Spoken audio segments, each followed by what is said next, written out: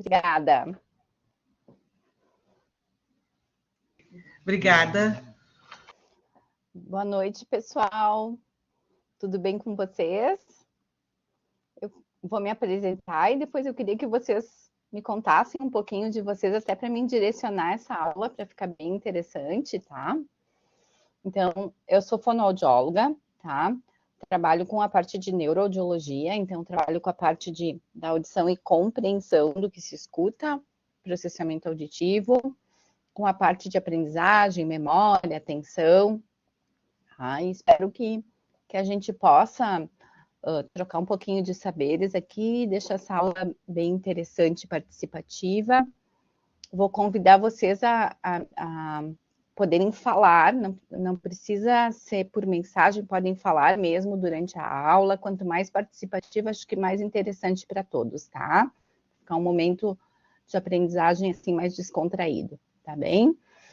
Queria que vocês se apresentassem um pouquinho. A área de atuação de vocês, se quiserem dividir comigo.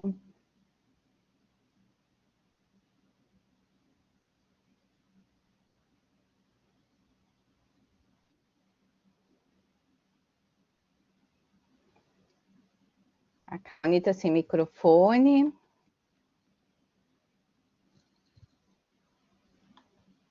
Kelly ou a Daniela querem começar dizendo aí a sua área de atuação.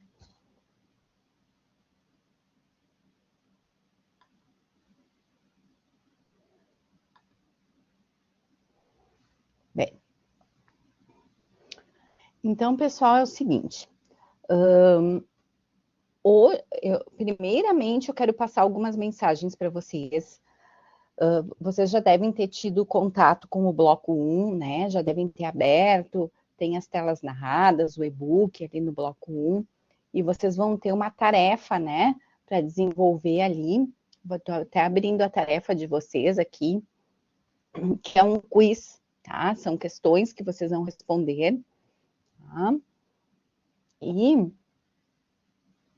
vocês têm que ficar bem atentos que a data desse quiz é até 27/7, tá? Então, que vocês procurem realmente estar realizando esse quiz até essa data de entrega, observar as datas para a disciplina, certo?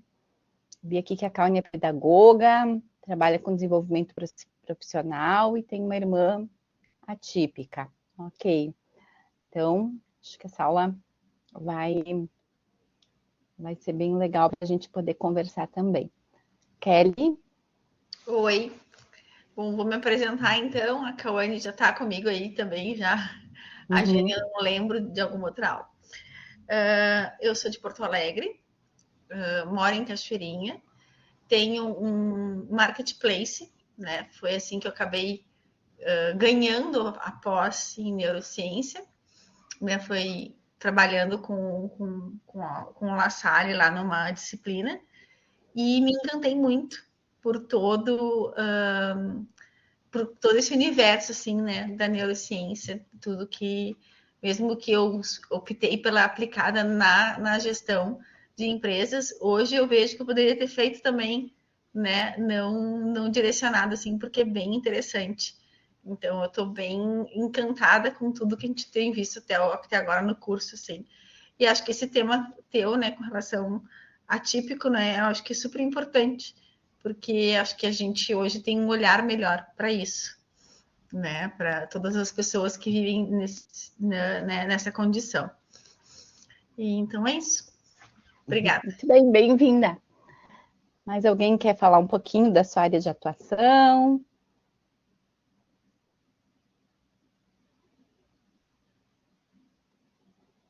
Muito bem, então vamos iniciar, que vocês possam estar falando, perguntando aí sempre que desejarem, podem participar falando, tá? Deixa eu ver aqui, só um pouquinho. Deixa eu achar meus conteúdos aqui para compartilhar.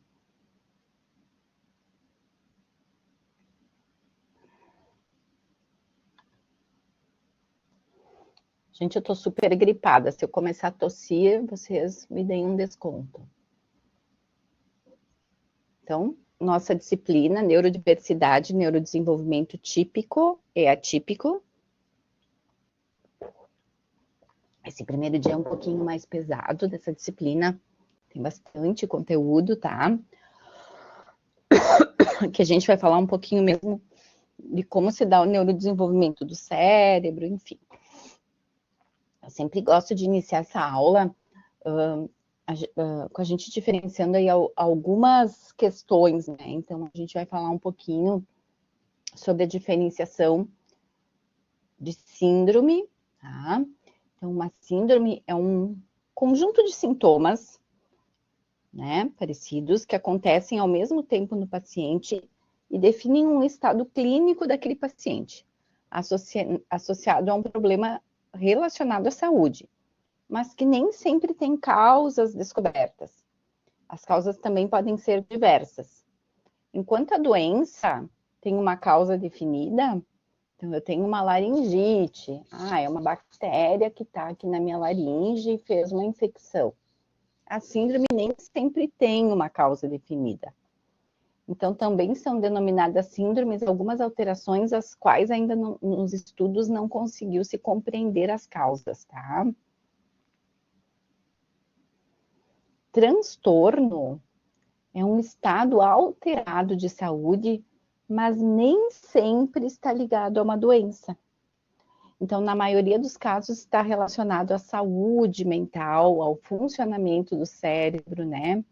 Então, a maior incidência dos casos de transtornos, eles estão envolvendo o cérebro.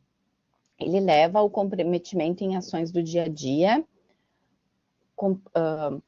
comprometimento na funcionalidade do dia a dia, na personalidade da pessoa, causando sofrimento ou incapacitação. Tá? Então, eu vou dar um exemplo aqui de transtorno, que é uma coisa que eu trabalho na minha área, que é o transtorno de processamento auditivo. Então, eu vou dizer o que é isso para vocês. A pessoa escuta bem, a orelha, aqui o que recebe o som, o volume tá legal, recebe bem a parte periférica. Quando esse som passa para a via neural, lá no cérebro, ele acaba não compreendendo, não decodificando, tendo um tempo maior de necessidade de processamento para fazer a compreensão, tá? Porque essa área cerebral está funcionando de forma mais lenta, ineficiente, tá? Então, os transtornos englobam vários tipos de coisas que a gente vai estar conversando durante essa aula, tá? E a doença, uma ausência de saúde, né? Alteração em algum determinado órgão, ou na psique, ou até mesmo no organismo como um todo, que leva a sintomas específicos e apresentam causas específicas, certo?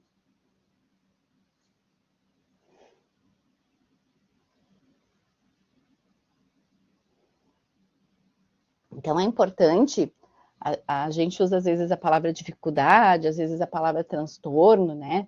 Então, uma dificuldade, eu tenho uma dificuldade em fazer uma leitura sem o óculos, tá? Então, uma dificuldade é uma defasagem referente ao desenvolvimento de uma ou mais competências. Então, a criança tem uma dificuldade de leitura. E aí a gente avalia e descobre que essa criança não desenvolveu bem a leitura porque ela tem um pequeno grau de visão aí a ser corrigido, ninguém tinha percebido, e aí a gente oferece, essa criança faz uma consulta com o oftalmologista, passa a usar um óculos, e ali a 3 ou 4 meses, com essa entrada periférica corrigida, ela passa a fazer uma leitura ok. Tem uma dificuldade para escrever. Eu tive uma alfabetização problemática e faço bastante trocas na escrita, mas se eu fizer um intensivão, de ortografia, vou estar escrevendo melhor. Eu tenho uma troca do R pelo L na fala, mas eu vou fazer exercícios e aí eu vou conseguir adequar tudo isso, tá? Então, geralmente, essas coisas são passageiras, dificuldades são coisas que eu posso sanar, tá? Elas são possíveis de um tratamento que faça com que elas desapareçam, tá? E elas podem estar relacionadas aos mais diversos fatores. Então, assim, pedagógicos, né? Um ensino adequado, culturais, um nível. Eu vou dar um exemplo de uma dificuldade cultural para vocês. Eu atendo, às vezes, empresários que me procuram porque eles falam o R forte, eles têm uma dificuldade e o fraco. Aqui a gente tem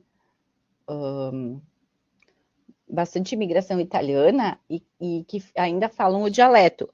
E muita gente fala assim, carega, caroça, correndo, tereno, né?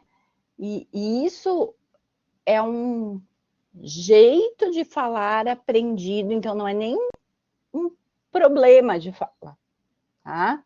Porque se fala assim no dialeto italiano. E aí muitas pessoas têm essa dificuldade e procuram porque assumiu um cargo que tem que participar de reuniões, enfim, precisa adequar essa fala a uma fala dentro do português brasileiro. E aí essa pessoa faz um treinamento e depois de um tempo faz uma correção disso, né? Pode estar relacionado ao nível socioeconômico, fatores de família, cognitivos ou até mesmo a questões neurológicas, mas com... Então, as causas podem ser físicas, externas, internas, né? Sensoriais. Vou ter uma dificuldade para escutar, mas eu vou botar um aparelho auditivo e vou passar a escutar melhor. Mas elas são passíveis de serem sanadas. Já um transtorno, o transtorno ele vai afetar a aprendizagem, vai afetar o meu funcionamento, vai afetar o meu processamento das informações de forma muito específica, né? O aluno, o adulto que apresenta um transtorno, e se a gente fala transtorno de aprendizagem, a gente não está falando só numa aprendizagem formal, a aprendizagem a gente não faz só lá sentado em sala de aula ou aqui na frente da tela. A gente faz aprendizagem no dia a dia, lá no nosso trabalho, na nossa vida, na nossa casa, com os nossos filhos. Por quê? O que é uma aprendizagem? Toda vez que eu me exponho a um estímulo, esse estímulo chega até mim, eu faço um processamento desse estímulo, associo ele com coisas que eu já conheço e faço um uso dessa informação. Eu fiz uma conexão neural, eu fiz uma aprendizagem, né? Então, nós estamos sempre em diversos momentos realizando aprendizagens, não só em ambientes formais, né? Então, haverá uma dificuldade, né, em competências básicas de leitura, escrita, cálculos, matemática, mas também há uma aprendizagem de comportamentos, né? O que gera um grande impacto, né, nesse processo, quando a gente tem um transtorno, né?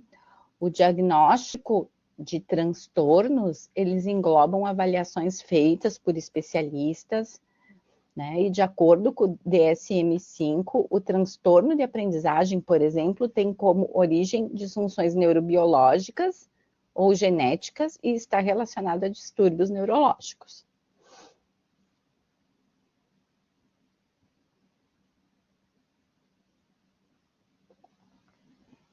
Então, na dificuldade, as causas estão ligadas a fatores mais externos e emocionais. A dificuldade pode ter características em não conseguir compreender algumas competências, alguns conteúdos, né? E num tratamento, mudanças metodológicas, às vezes um acompanhamento familiar, uma mudança de manejo, o desenvolvimento socioemocional, entre outras coisas, vai fazer com que isso seja sanado. Já no transtorno, é um distúrbio neurobiológico, né? Está ligado ao neurodesenvolvimento, ao desenvolvimento do cérebro. O transtorno é permanente, tá?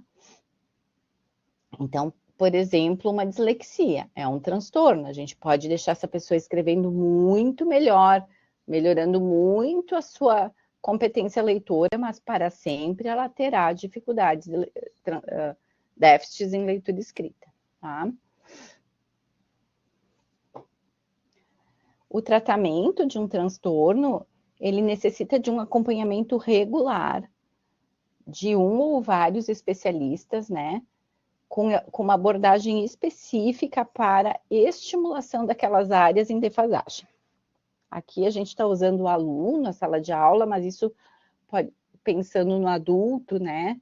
Eu tratei uma adulta agora há muito pouco tempo com transtorno de processamento auditivo que foi adquirido num pós-Covid. Então, uma pessoa, professora universitária de pós-graduação, uma dentista, que trabalha muito, enfim, e ela, num pós-Covid, acabou fazendo um transtorno de processamento auditivo por essas coisas neurais que acontecem no funcionamento cerebral, em alguns casos de Covid, né? Tem pessoas que ficam com alteração de memória, enfim. Essa pessoa ficou com uma queixa de travamento na fala. Então, ela começava a falar, travava, esquecia palavras. E, assim, desse jeito que eu fiz agora, e pensando o que deveria ter que falar, que era uma coisa que não tinha antes, e passou a não compreender em ambiente ruidoso se a pessoa não falasse de uma forma assim mais clara, mais lenta, passou a perder compreensão da informação. E aí a gente fez um trabalho de 6 meses de treinamento e depois de uma avaliação para ver a área cerebral, né, pontuar exatamente a área cerebral que estava com déficit aí nessa via auditiva, porque o som entra pela orelha, mas ele passa por uma área cerebral de uma orelha, por outra de outra, né? Então, se mapeou especificamente com o exame, 6 meses de tratamento intensivo, com exercício diário para casa de treinamento, quase praticamente sem sintoma nenhum agora. Ficou alguma coisinha aí, mas com muita pouca queixa, tá? Então, um transtorno tem que ser tratado, mas muito antes, visto o que está cometendo realmente, e nem sempre num mesmo transtorno, as queixas são tão similares, então tu tem que ver o diagnóstico daquela pessoa para fazer uma estimulação específica para aquela pessoa. No caso, assim, de pensando num ambiente empresarial, um diagnóstico específico do que aquela pessoa precisa, né? Não é, por exemplo, eu tenho 3 funcionários autistas, com certeza os 3 vão funcionar de maneira totalmente diferente, tá? Então, quais são as necessidades específicas? O diagnóstico, assim, é um olhar específico do funcionamento daquela pessoa para que ela possa render, colocar as suas potencialidades, né? Então, eu tenho um deles que não consegue ficar vendo movimento de gente passando e luz muito forte, ele perde muita atenção e fica muito incomodado. Então, nesse lugar aí, nós vamos ter que baixar um pouquinho a luz, fazer uma luz mais amarela, colocar ele num lugar que ele não veja muito passar de pessoas, enfim. Eu tenho um outro com intolerância a sons. Essa pessoa talvez vai ter que trabalhar de fone, né? Com um fone que proteja contra os barulhos externos para poder ter uma concentração melhor, né? Então, um olhar assim também, diagnóstico, não só um diagnóstico de exames, mas um diagnóstico do que está ocorrendo aí no funcionamento desse indivíduo.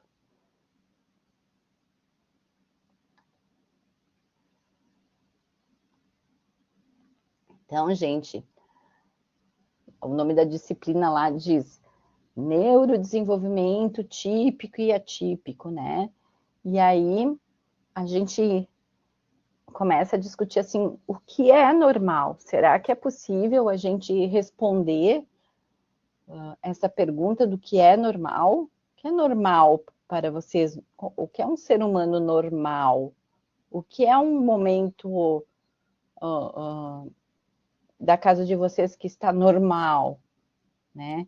Então, a norma, inicialmente, ela foi utilizada lá em 1849 antes até por carpinteiros, e em 1849 ela passa a ser usada, a palavra norma, referindo-se ao indivíduo, no sentido de se pensar como seria um corpo aceitável. Então, começou a se usar uma norma para se entender assim, o que seria aceitável num corpo, né?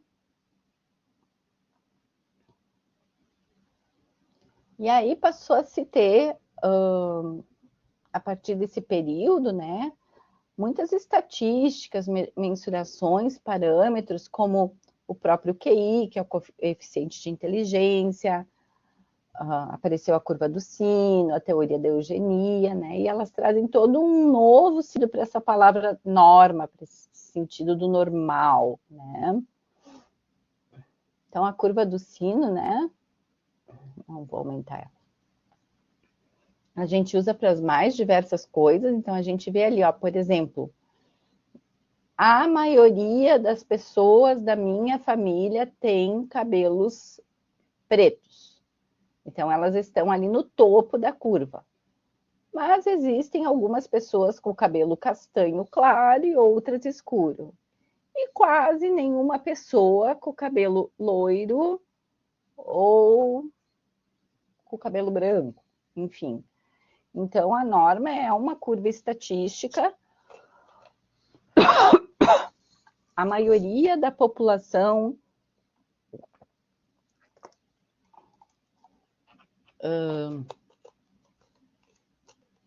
do Rio Grande do Sul toma chimarrão. Mas algumas tomam apenas às vezes e nós temos ali um pouquinho de pessoas que não tomam nunca. Tá?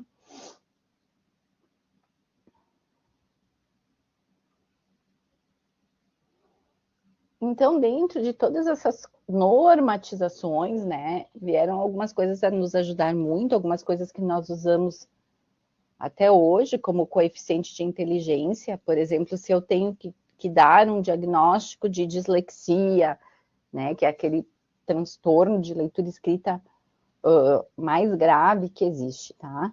Eu só vou conseguir dar se eu tiver, entre outras avaliações, uma avaliação do coeficiente de inteligência, porque quem tem QI acima de 85 pode ser disléxico, quem tem um QI abaixo de 85 não está escrevendo bem, tem todos aqueles erros ortográficos, porque é limítrofe ou tem uma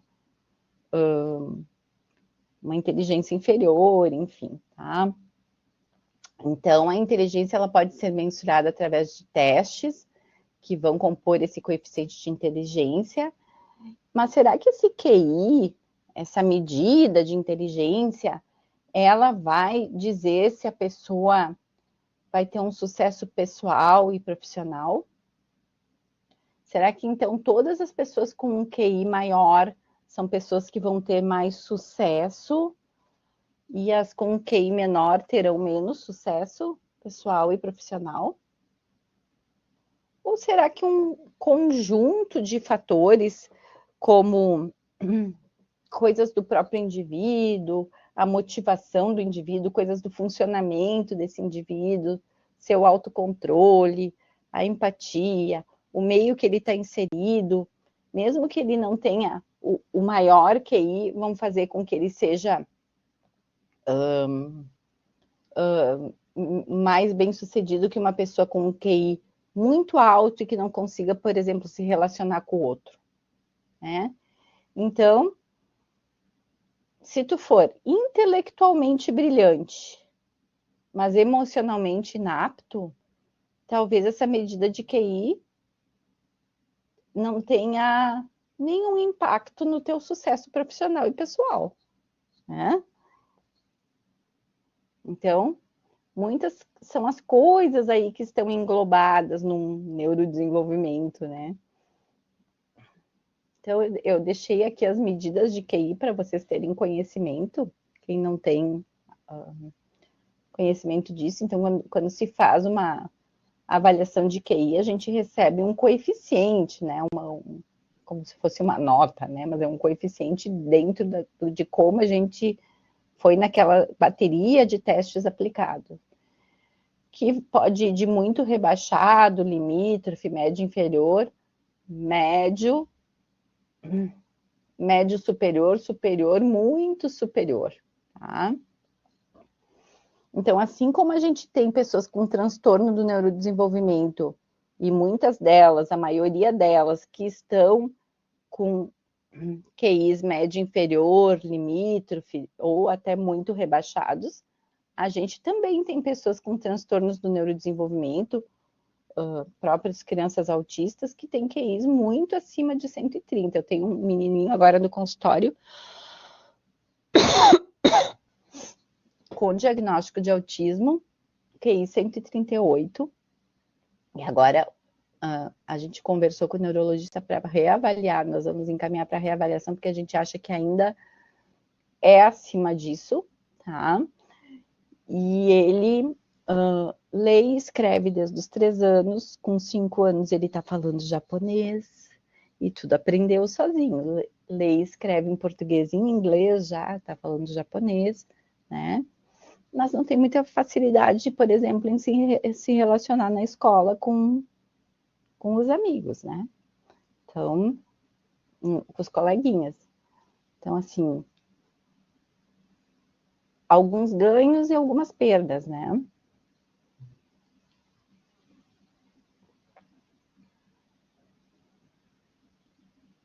E aí a gente vai falar um pouquinho agora da teoria da eugenia, né? Lá em 1883, na Inglaterra,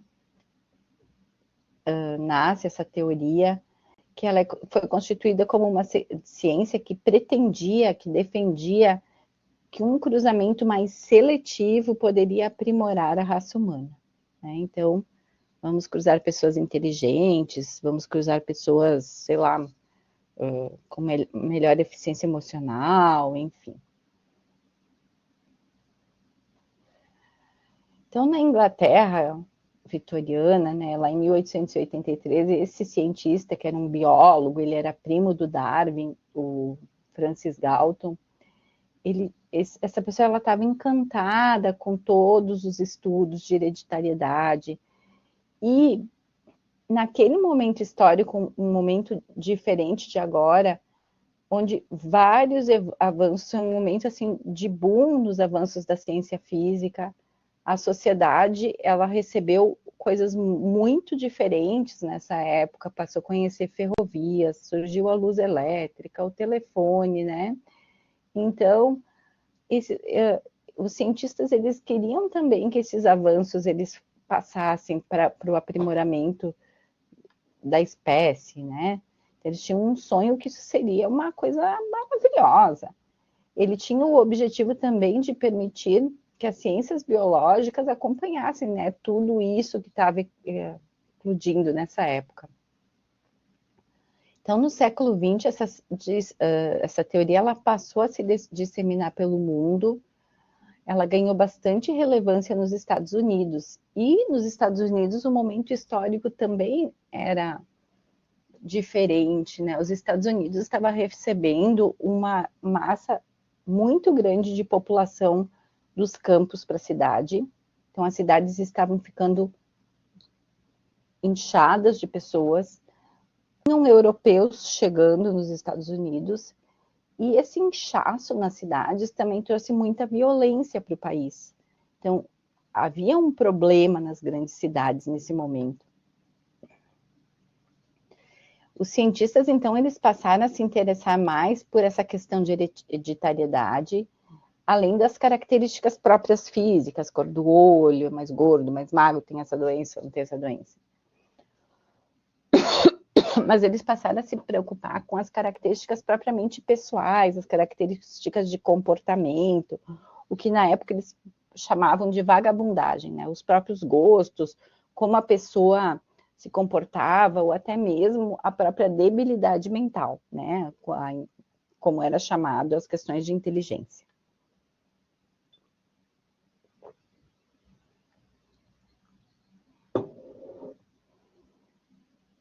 Então, com isso tudo ali, a partir de 1920,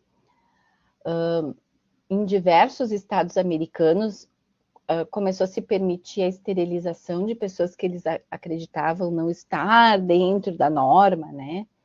Em 1927, isso se tornou praticamente uma lei. Então, quem era considerado um obstáculo para a sociedade, com comportamentos inadequados, enfim, era esterilizado. E isso foi uma coisa muito chocante, porque em torno de 70 mil pessoas foram esterilizadas nessa época nos Estados Unidos, né? Então, pessoas que faziam muita baderna, enfim, ou que estavam ligados à debilidade mental, como chamavam na época.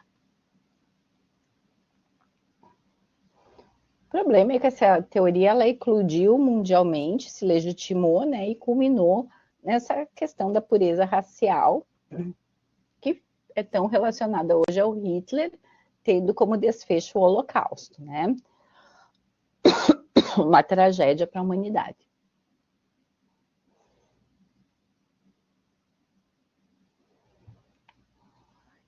Hoje, na era que vivemos, então, não há uma área que a gente não se baseie em alguma norma. Com certeza, nas áreas de trabalho de vocês se baseiam em normas para saber o que está dentro do que precisa, o que não está. Acredito que até na área financeira, que é uma área na qual eu não trabalho, não atuo, com certeza existem normas que as pessoas se baseiam, né?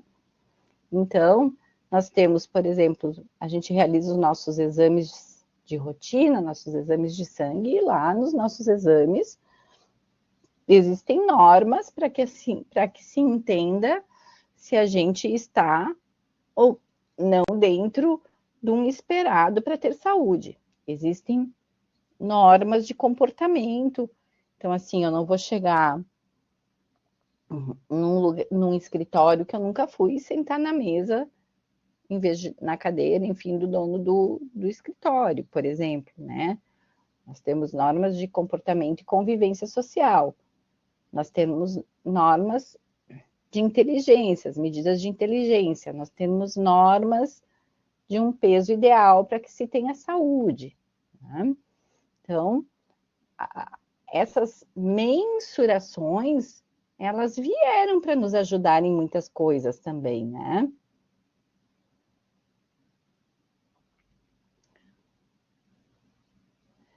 A teoria da diversidade, ela vem um pouco em contraposição a essa busca pela normalidade e de maneira assim que estabelece que o bom não é ser igual, né? Ela prega que a gente pode ser diferente, né? Então, ela busca por uma pós-modernidade dessa questão da norma.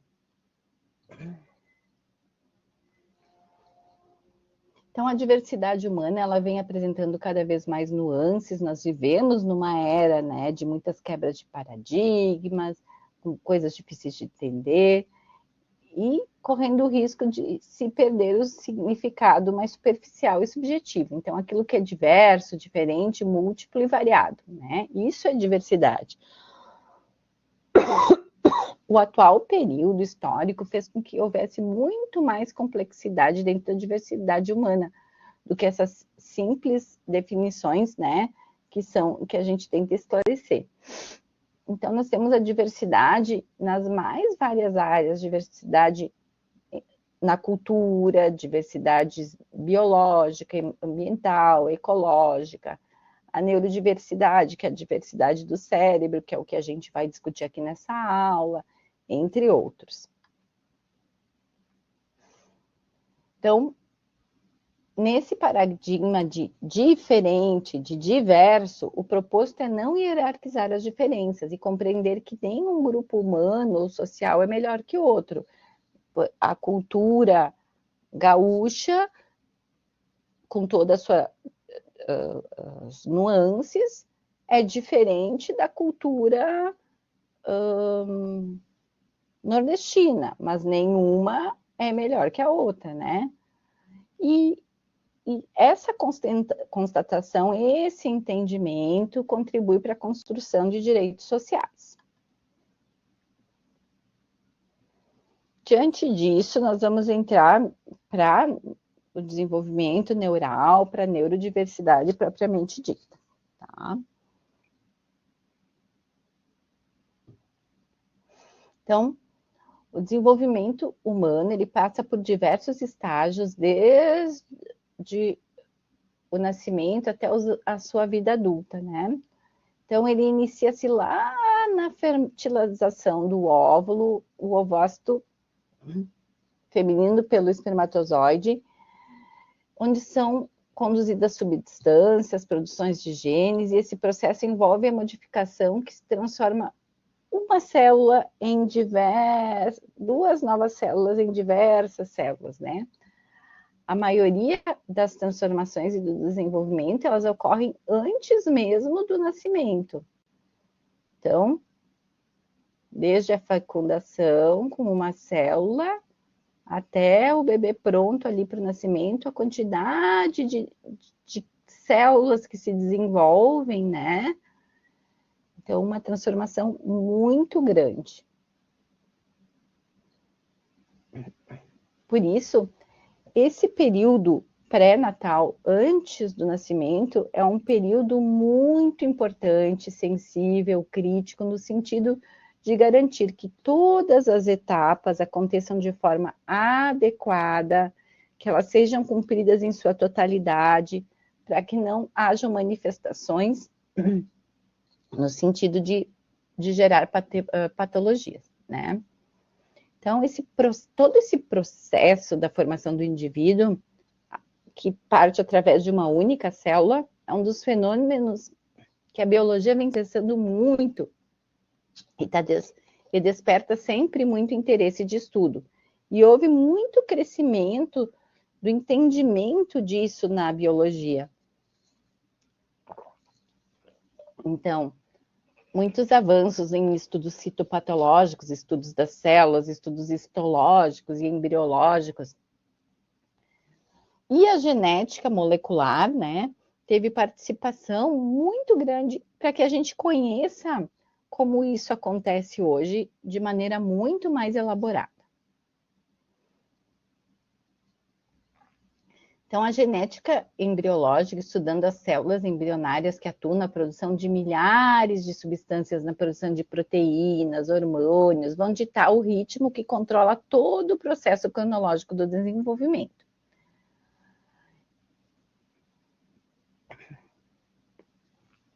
O neurodesenvolvimento do sistema nervoso, ele tem início por meio de um processo que a gente chama de neurulação.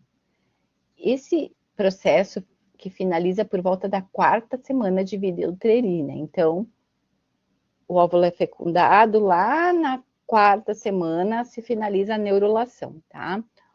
Os processos do desenvolvimento da maturação do sistema nervoso, eles vão ocorrer desde lá na 4ª semana de gestação, onde começa a se formar o sistema nervoso, até por volta dos 20 anos de idade. Agora, alguns estudos, eles estão falando em torno dos 24 anos de idade.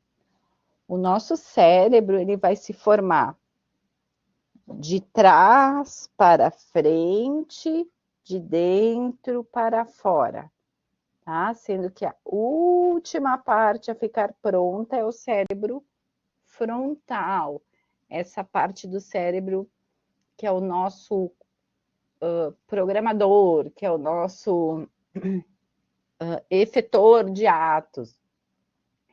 É aquela área do cérebro que vai dizer, pode fazer, não pode, agora vai, agora fica. Faz dessa forma, põe mais força, menos força. Tá? Então, com esse entendimento, né, a gente vê porque que depois que esse cérebro frontal está pronto, a gente a gente está mais maduro, dizem, né, para tomar decisão, porque se ele não está totalmente formado, a nossa tomada de decisão ainda não é madura, madura no sentido de maturação neural, tá?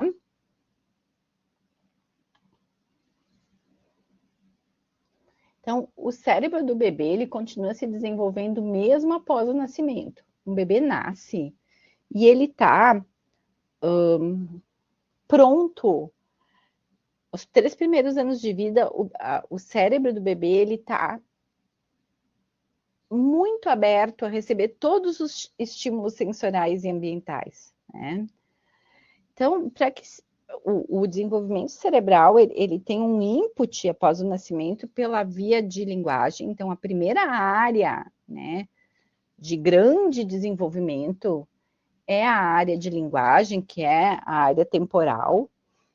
E, através do desenvolvimento da linguagem, essa criança vai criando conceitos, signos, vai criando memórias, vai criando descrições de pensamento, e essa área vai dando input para o desenvolvimento das outras áreas cerebrais.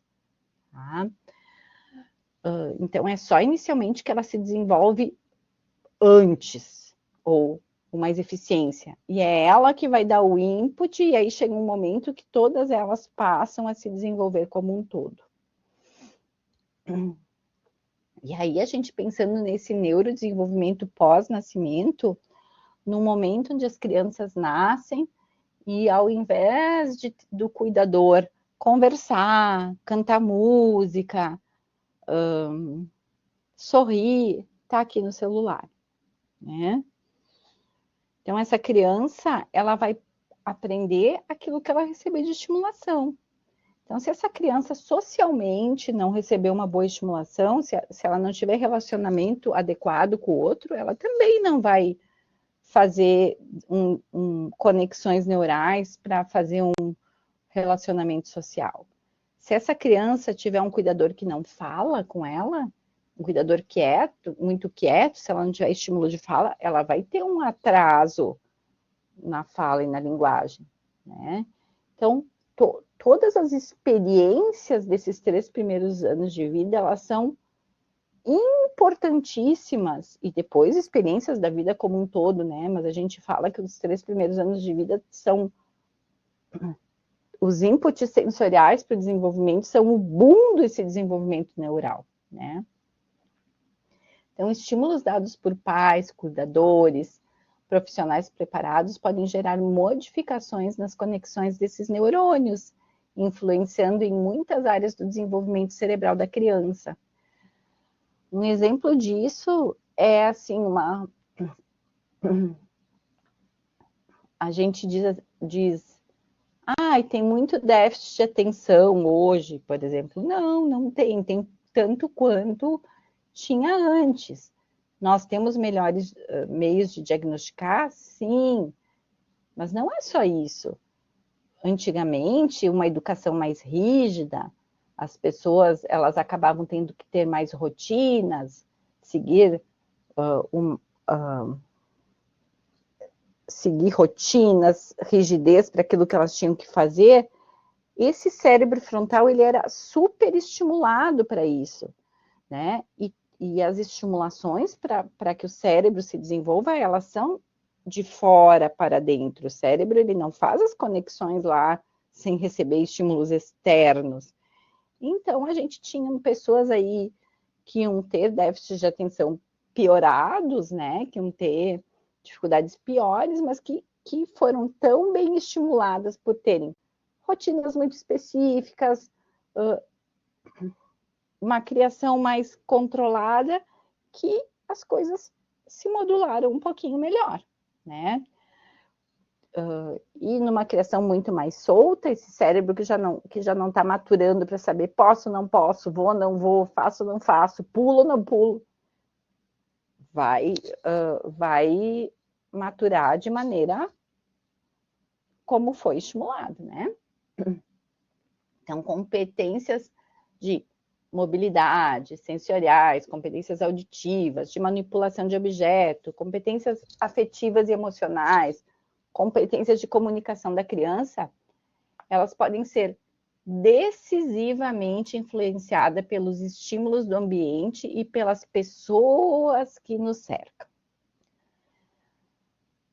Diante disso, a gente pode pensar que tem um desenvolvimento típico, eu tenho um cérebro que se desenvolveu adequadamente lá dentro, lá no período de gestação, e eu tiver uma estimulação ambiental inadequada após nascimento, eu posso ter um transtorno ali no meu comportamento, porque eu não tive uma maturação adequada nos primeiros anos de vida, né? Gente, eu trabalho há 29 anos, é ruim dizer isso, que as pessoas calculam quanto a gente é velho, né? Trabalho há 29 anos na fonoaudiologia, com clínica. Fui muitos anos professora da fonoaudiologia em universidade, vendo muita gente em clínica também, em estágios de alunos. E eu venho falando assim que de 3 a 4 anos para cá, eu nunca vi tanta criança pequena com ausência de fala, às vezes nenhuma palavra em torno de 3 anos de idade. E principalmente tanta menina em consultório. Eu sempre brinquei assim, que eu tenho 2 filhas meninas, não tenho um filho menino. Eu disse, meus filhos estão lá no consultório, né? Meus filhos adotivos, porque consultório de fonoaudiologia era tipo 7, 8 meninos para uma menina, né? Então dificilmente se atendia menina em consultório fonoaudiológico. Porque as mulheres tinham uma habilidade ainda muito melhor de desenvolver essa área de linguagem, muito menos troca de fala. E agora a gente vê que isso está quase parelho, tá?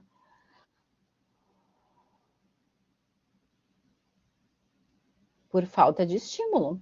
E aí a gente começa a interpelar essas famílias e assim, ó, é que teve uma pergunta aqui, não sei se vocês veem também, dificuldade de fala por falta de estímulo, né?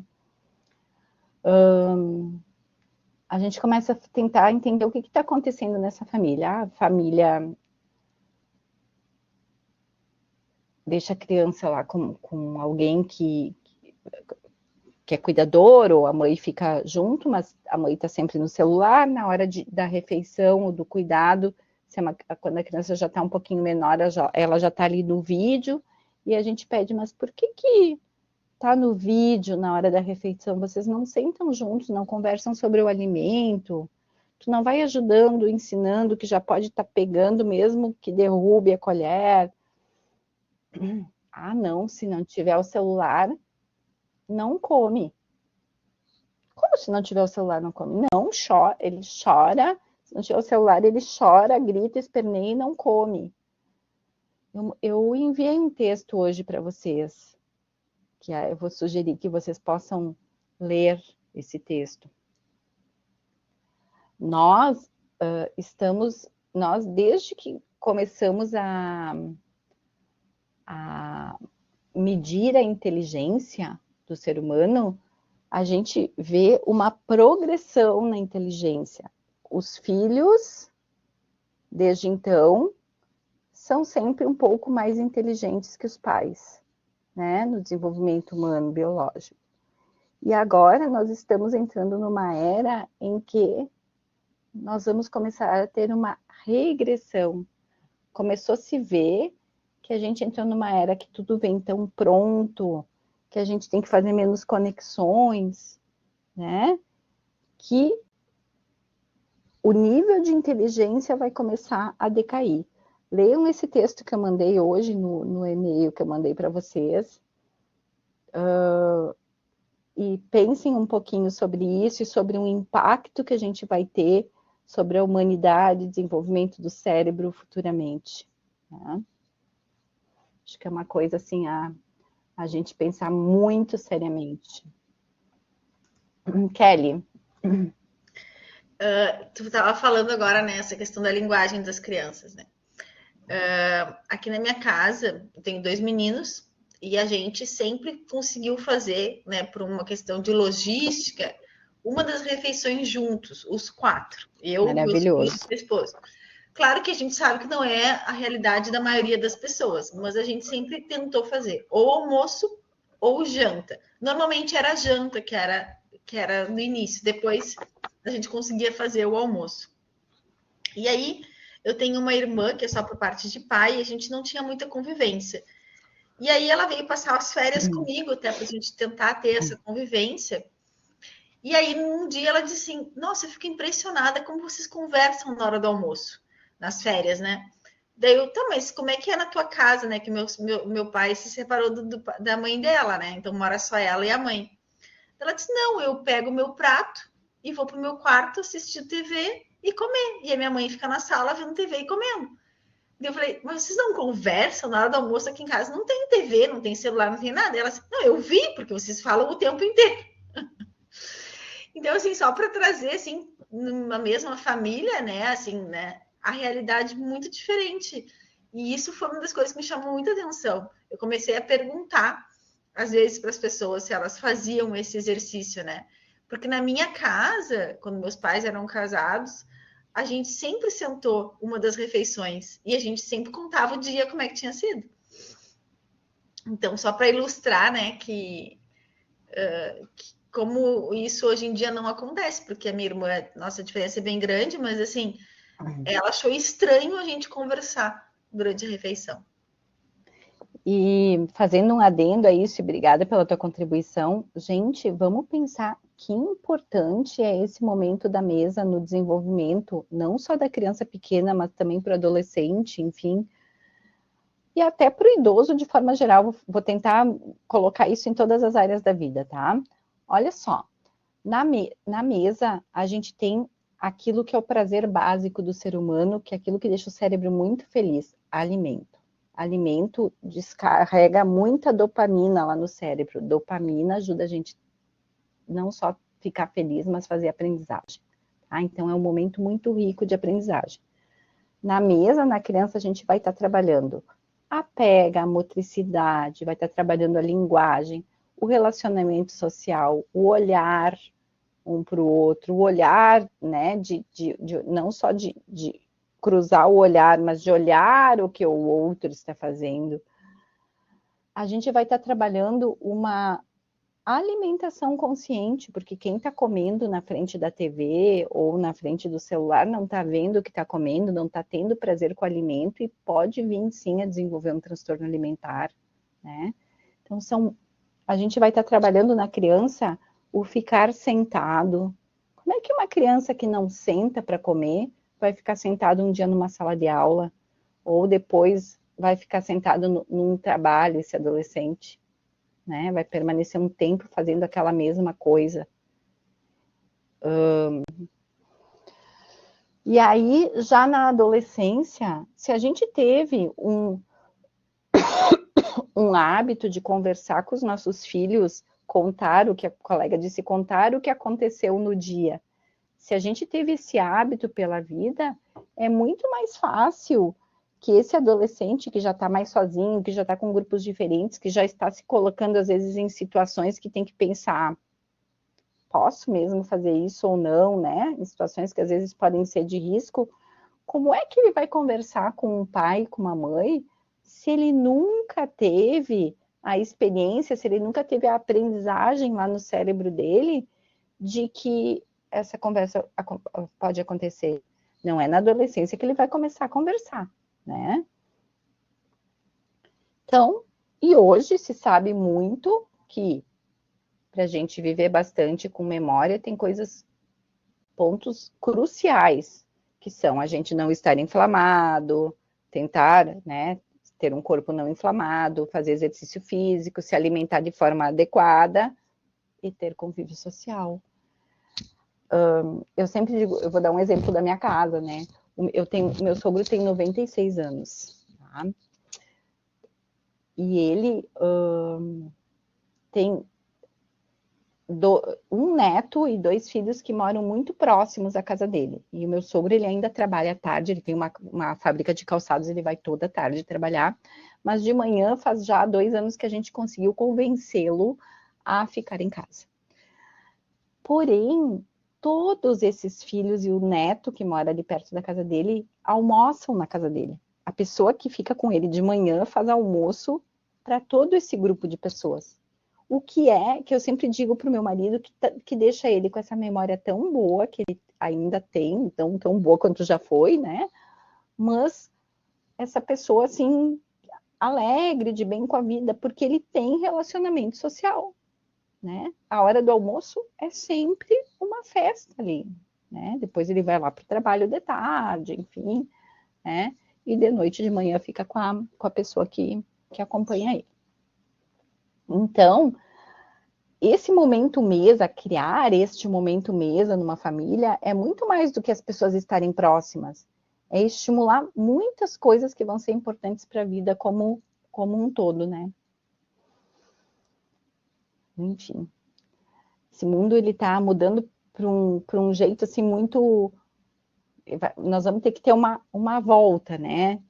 Então, as crianças vão ter que aprender a brincar de novo, cantar música, andar de bicicleta. Às vezes eu digo para os pais dos meus pacientes, mas essa criança não corre na rua, não corre no pátio da casa, né? Porque realmente esse cérebro só vai se desenvolver com as experiências que a gente for exposto. Por que a gente é tão diferente do outro, mesmo de um irmão da gente? Porque o momento de vida que a gente foi criado, os estímulos, as coisas emocionais daquela família foram diferentes do que o momento de vida lá do nosso irmão. Talvez na época que, por exemplo, eu nasci, a minha família estava num tempo de vida que tinha tempo para algumas coisas, que tinha necessidades emocionais de alguma forma, outras não, e quando nasce a minha irmã, as necessidades familiares, emocionais, as experiências com certeza vão ser outras, e isso vai nos tornando neurodiversos também, né? Essas experiências que o nosso cérebro está exposto. E certamente todas as pesquisas mostram que o desenvolvimento pós-nascimento está totalmente ligado a relações sociais e estimulações recebidas pelo outro e pelo meio, tá? Então, nós temos que pensar muito bem como é que são esses estímulos que a gente vai dar para esse ser humano que vai ser o futuro da gente aí na frente, né? A gente vai passar um pouquinho aqui esse neurodesenvolvimento, então, assim, são muitos os estágios até a formação do cérebro, no nascimento, né? E o que tem que ficar, assim, bem claro para a gente é que insultos, coisas ruins que possam acontecer na formação cerebral, quanto que pode ser uso de alguma medicação, uso de drogas, alguma doença que a mãe passe, entre outras coisas que podem acontecer, quando isso acontece lá muito cedo, quanto mais cedo, maior é o transtorno, maior é a deficiência que vai acontecer na formação desse cérebro. Quanto mais tardio, que esse cérebro já está mais desenvolvido, menor a deficiência, tá? Menor, o insulto vai ter uma ação menor aí nesse indivíduo.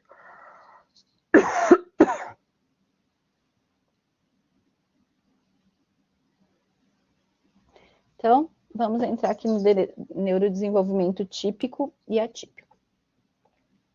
Quando a gente considera o desenvolvimento do sistema nervoso, né, a gente olha por 2 aspectos, um aspecto estrutural, então a formação daquele cérebro, as áreas daquele cérebro estão formadas adequadamente, e um desenvolvimento funcional, as habilidades, né, aquela formação anatômica, ela vai influenciar em como eu vou enxergar e processar aquilo que eu vi, em como eu vou escutar e processar aquilo que eu escutei, como vai ser minhas habilidades sensório-motoras, as minhas funções executivas, a minha linguagem, a minha fala, né? Então, são esses os dois aspectos que a gente vai estar olhando. Então, existem alguns marcos bem importantes no desenvolvimento típico do sistema nervoso, né? A partir dos 5 anos de idade ocorre um incremento no volume total do cérebro, porque a gente teve esse boom de plasticidade neural ali no início da primeira infância. E para algumas áreas do cerebelo, né? E esse aumento de volume pode ser de até quase 10% a mais do que a criança lá na primeira infância, tá?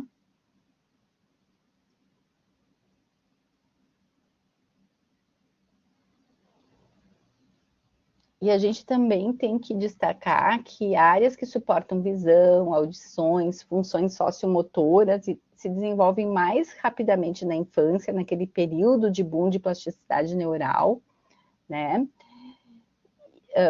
Quando comparadas às áreas que suportam a fala, a compreensão da linguagem e, finalmente, as próprias funções executivas. Esse executor que eu disse para vocês que fica formado, né, totalmente por volta dos 20, às vezes, algumas pesquisas dizendo até 24 anos de idade. Tá? Eu vou falar um pouquinho para vocês do transtorno do processamento auditivo, né, que é um transtorno que a pessoa escuta, mas tem dificuldade em entender aquilo que ouviu.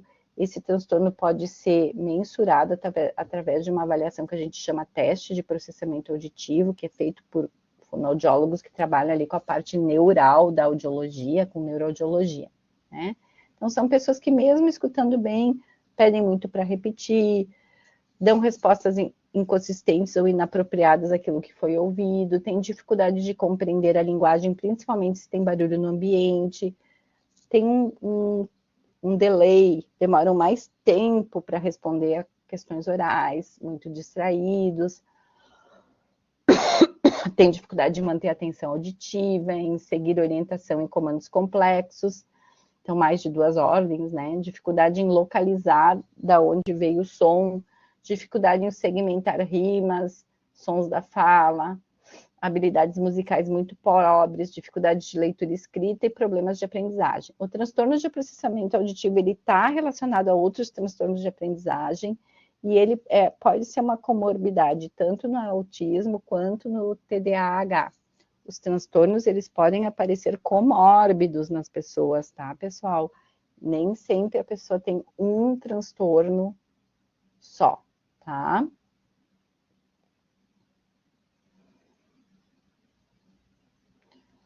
A maturação funcional do cérebro é muito mais difícil de ser estudada, essa parte assim da funcionalidade, do que uma alteração estrutural.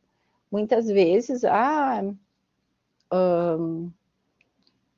eu tenho uma dificuldade de funcionalidade que está impactando muito na minha vida, mas eu vou fazer lá um exame de imagem no meu cérebro, vou fazer um eletro, e não aparece nada, né? Como no caso do TDAH.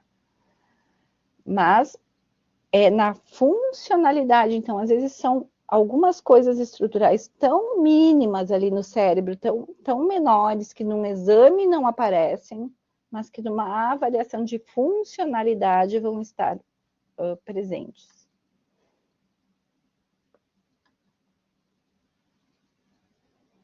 Então, num neurodesenvolvimento atípico, ele é um distúrbio do neurodesenvolvimento que vai agrupar uma ampla gama de deficiências envolvendo perturbação, né, nesse desenvolvimento do cérebro.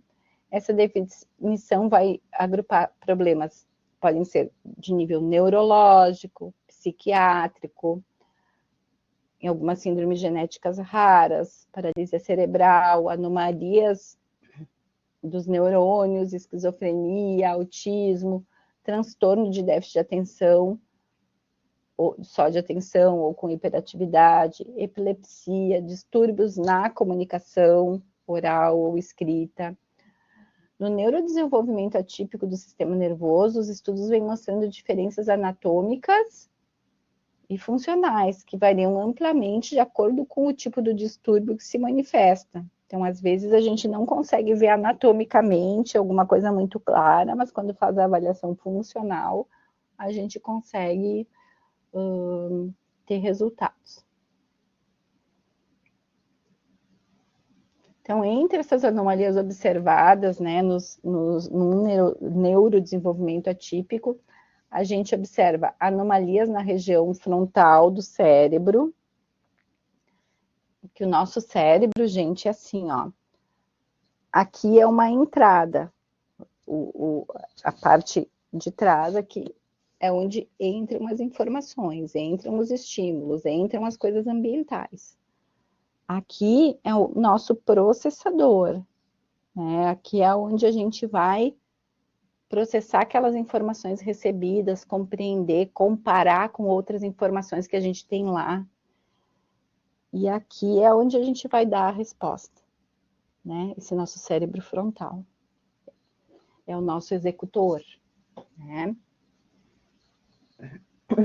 Então, redução de transmissão da informação entre as diferentes partes do cérebro. Não é uma área sozinha que faz uma coisa, né? Então, eu tenho que receber essa informação, eu recebo a palavra pato, por exemplo. Eu leio pato. Quando eu leio pato,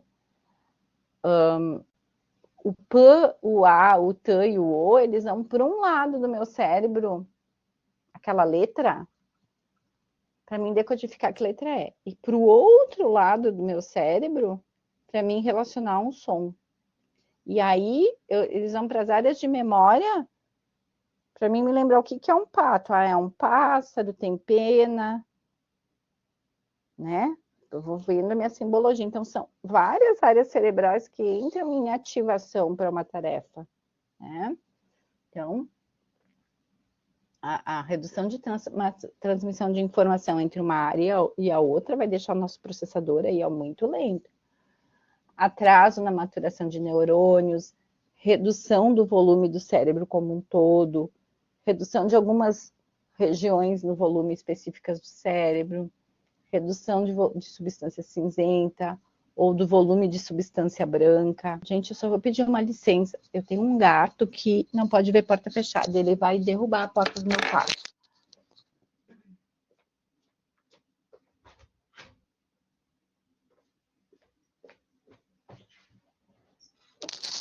Desculpem. Acho que ele quer assistir aula.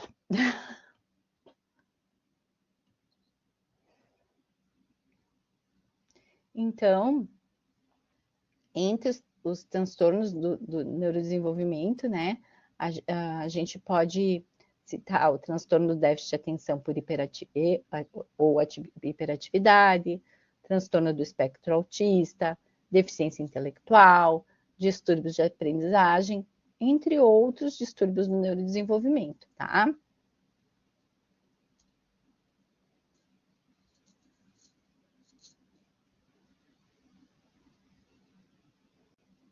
Aqui é uma... Opa! Esses distúrbios do neurodesenvolvimento, normalmente, eles começam na infância, normalmente começam antes da puberdade, não é uma regra, né? Eu falei para vocês, ó, tive uma pessoa adulta que depois de um insulto ali no cérebro, um pós-Covid, fez um transtorno ali no cérebro. Eles também são distintos de muitos transtornos neuropsiquiátricos por seu curso clínico. Então, assim, a gente às vezes recebe, quero dizer isso porque já tive caso de receber diagnóstico de autismo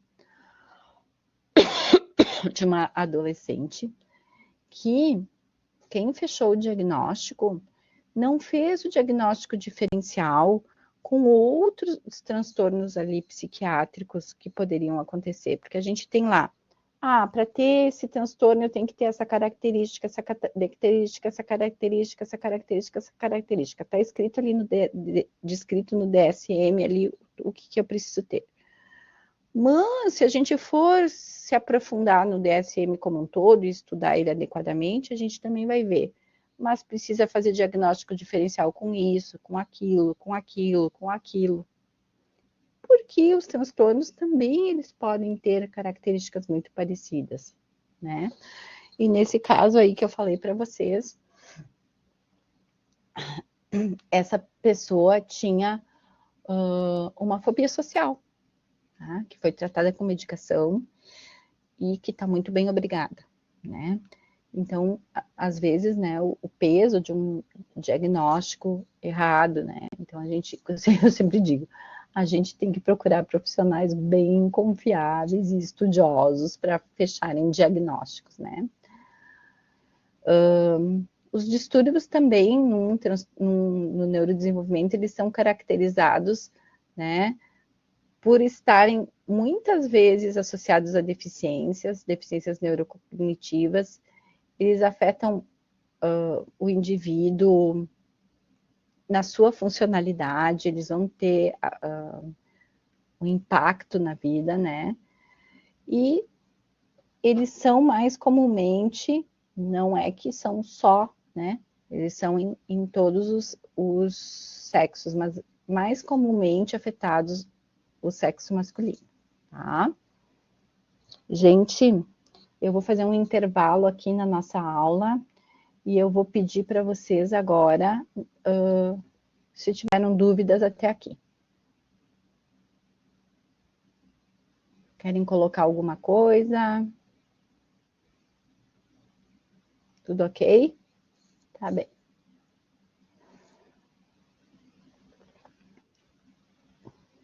Quando vocês trabalham assim com diversas pessoas, né? Vocês vão poder verificar que algumas delas estão funcionando de uma forma que está afetando a sua funcionalidade. Então, por exemplo, num TDAH, que estava tentando chegar lá, cheguei, né? Depois, tanto aqui nos slides quanto no e-book, tem todas as características diferenciando o transtorno de déficit de atenção, tanto na hiperatividade quanto na atenção pura, né? Combinados ou não. Então, a gente pode pensar numa criança em sala de aula, pode pensar um adulto fazendo lá suas habilidades de trabalho. Muitas vezes eu digo, observe aquela pessoa que não para num emprego, né, que fica pulando de trabalho para trabalho, toda hora bate o carro, arranca o carro antes de abrir o sinal, sempre esquece alguma coisa, nunca sabe onde é que está a chave, vamos ficar de olho, né? Então, existe uma triagem que não é usado. Vocês não podem dar diagnóstico, a gente não pode dar diagnóstico. Quem vai dar o diagnóstico é o médico. Mas a gente tem uma triagem tanto infantil quanto adulta para transtorno de déficit de atenção. Essa aqui é infantil, tá? Ela tem que ser preenchida por 3 pessoas de 3 ambientes diferentes que essa criança frequente. Então, por exemplo, se é uma criança em idade escolar, preenche o professor, preenche o pai, preenche algum profissional que atende, ou preencho eu que estou avaliando depois de algumas sessões em consultório. Então, os sintomas não podem estar presentes só num ambiente, em outros não, né? E a partir de tantos sintomas, tá aqui a triagem, eu cliquei no errado. Então,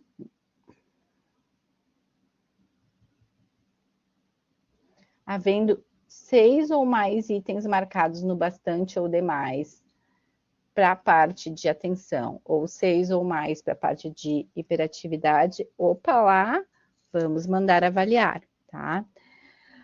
E eu vou colocar para vocês aqui a avaliação para adulto, tá? Então, tem uma pessoa que está com bastante dificuldade de funcionalidade, eu estou vendo algumas questões aí de atenção, de agitação. Vamos aplicar para ver se a gente tem aí subsídios para poder estar indicando essa pessoa procurar um neurologista, um psiquiatra, para poder estar vendo essas questões, tá? A gente não dá diagnóstico, isso é meio da gente estar verificando se essa pessoa tem SNAP 4. A testagem está em cima do teste, tá? Deixa eu ver aqui que eu vou colocar para vocês o adulto. Deixa eu ver se eu consigo colocar aqui.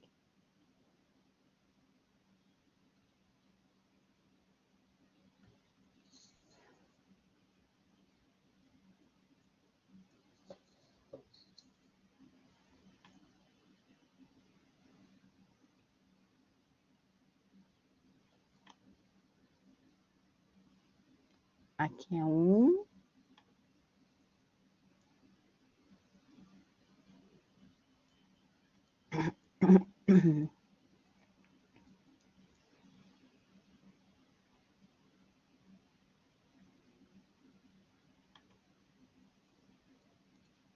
E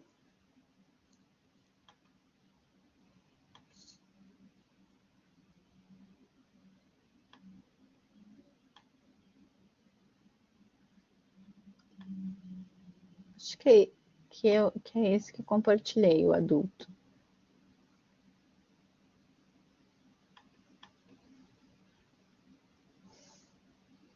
Estou com uma dúvida se eu compartilhei o certo com vocês, só um pouquinho.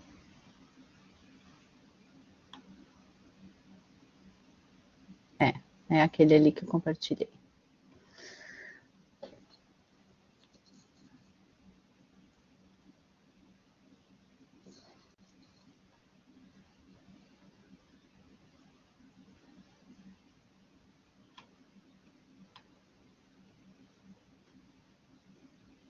Gente, a semana que vem a gente vai falar mais um pouquinho sobre os transtornos, tá? Deixa eu ver como é que eu faço para tirar daqui. Para fechar esse aqui.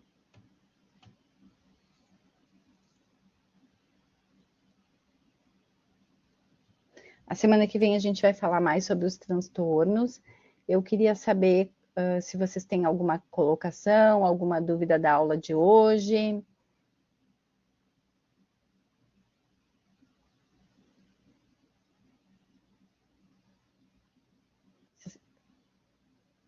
Vocês gostariam de colocar alguma coisa?